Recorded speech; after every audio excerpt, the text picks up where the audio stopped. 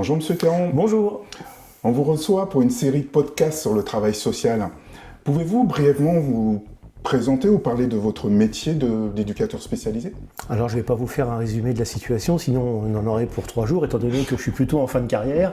Mais pour moi, être éducateur spécialisé, ce n'est pas seulement accompagner des personnes en difficulté, c'est avant tout créer du lien, comprendre des parcours de vie souvent cabossés et tenter modestement de redonner des perspectives.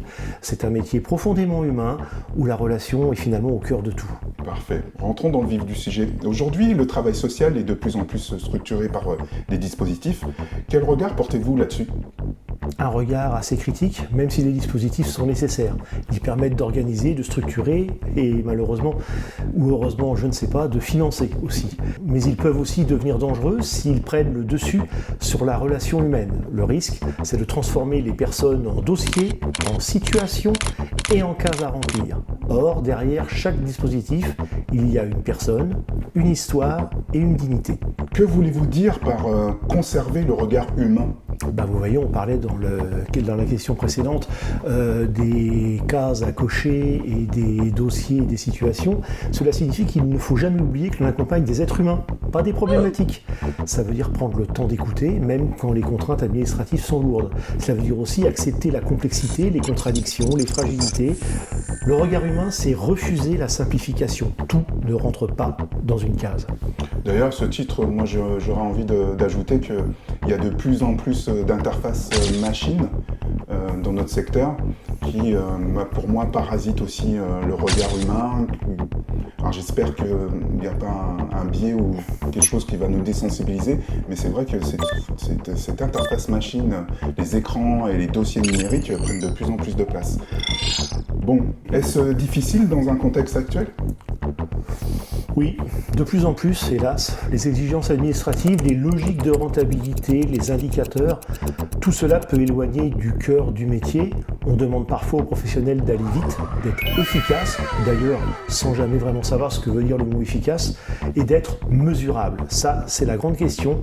Il faut absolument que l'on rende compte de ce qu'on fait et parfois une conversation, un regard, d'un sentiment est difficilement à la fois quantifiable et traduisible, mais encore une fois, il faut essayer au maximum de faire rentrer ce que l'on fait dans des cas. C'est ça le compliqué, mais l'humain ne se mesure pas si facilement.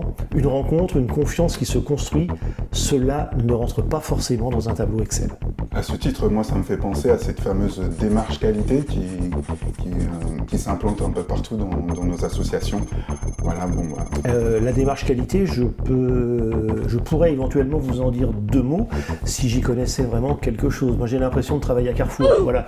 Quand on me parle de démarche qualité, j'ai l'impression que l'on parle de tranche de jambon ou de service client. Or, c'est à 1000 lieues de ce qui me faisait aimer mon métier il y a quelques années.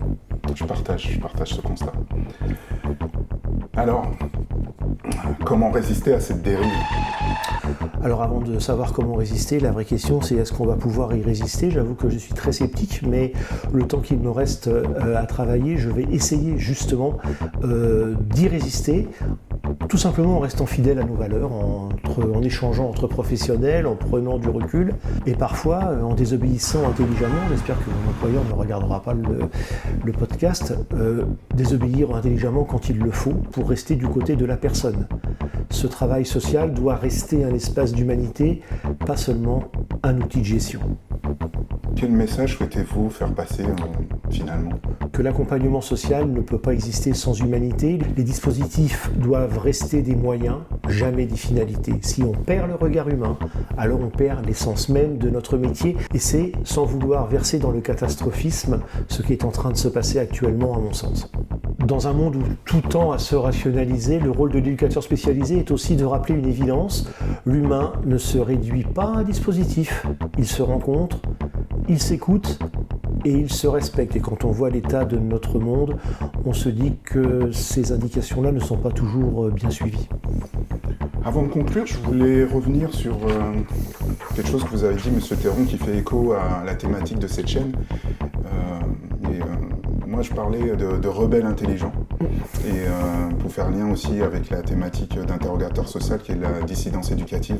Donc voilà, c'était un petit clin d'œil. Oui, le rebelle est souvent intelligent, le mouton rarement.